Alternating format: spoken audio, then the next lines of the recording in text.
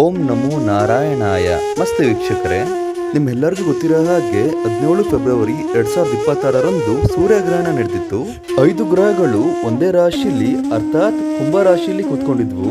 ಬೆಂಕಿ ಗ್ರಹಗಳಾದ ಕುಜ ಮತ್ತು ಸೂರ್ಯ ರಾಹು ಜೊತೆ ಸೇರ್ಕೊಂಡಿರೋದ್ರಿಂದ ನಾವು ದೇಶಗಳನ್ನ ರಾಶಿಗಳ ಜೊತೆ ಕಂಪೇರ್ ಮಾಡಿದ್ರೆ ಇರಾನ್ ಹಾಗೂ ಆಯಿಲ್ ಉತ್ಪಾದನೆ ಮಾಡುವ ಬೆಂಕಿ ರಾಷ್ಟ್ರಗಳು ಒಳಗೊಂಡಂತೆ ಈ ದೇಶಗಳನ್ನ ನಾವು ಕುಂಭ ರಾಶಿ ಎಂದು ಪರಿಗಣಿಸ್ತೀವಿ.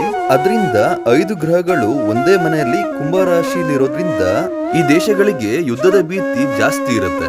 ಈ ಗ್ರಹ ಸ್ಥಿತಿಯಿಂದನೇ ಯುದ್ಧ ನಡೀತಿರೋದು ಹಾಗೂ ಸೂರ್ಯಗ್ರಹಣ ನಂತರನೇ ಬ್ಯಾಕ್ ಟು ಬ್ಯಾಕ್ ಚಂದ್ರಗ್ರಹಣ ನಡೀತಿರೋದ್ರಿಂದ ಇದು ಜನಗಳ ಮನಸ್ಸಿನ ಮೇಲೆ ಒತ್ತಡಗಳನ್ನ ಏರಿಸುತ್ತೆ, ಭಯ ಪಡಿಸುತ್ತೆ.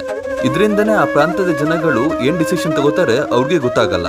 ಆ ಬೆಂಕಿ ರಾಷ್ಟ್ರಗಳ ರಾಜರಿಗೂ ಕೂಡ ಅಷ್ಟು ಒಳ್ಳೇದಲ್ಲ, ಅವ್ರಿಗೂ ಕೂಡ ತುಂಬಾ ಒತ್ತಡಗಳಿರುತ್ತೆ. 13 ಮಾರ್ಚ್ 2026ರಂದು ಕುಜರಾವು ಎಕ್ಸಾಕ್ಟ್ ಸಂಧಿ ಆಗೋದ್ರಿಂದ ಬಹುಶಃ ಈ ಯುದ್ಧ ಇನ್ನು ವಿಕೋಪಕ್ಕೆ ಹೋಗ್ಬೋದು.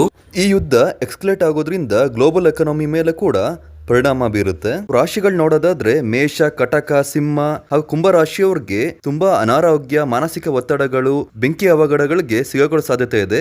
ಎಚ್ಚರಿಕೆ ವಹಿಸಿ. ಇನ್ನು 2 ತಿಂಗಳು ಈ ಗ್ರಹಣಗಳ ಪ್ರಭಾವಗಳಿದ್ದೇ ಇರುತ್ತೆ. ಏನೇ ಆದ್ರೂ ಯುದ್ಧ ಬೇಗ ನಿಂತಿ ಜನಗಳಿಗೆ ಶಾಂತಿ ಸಿಗ್ಲಿ ಅಂತ ದೇವರಲ್ಲಿ ಪ್ರಾರ್ಥಿಸುತ್ತಾ ಧನ್ಯವಾದಗಳು.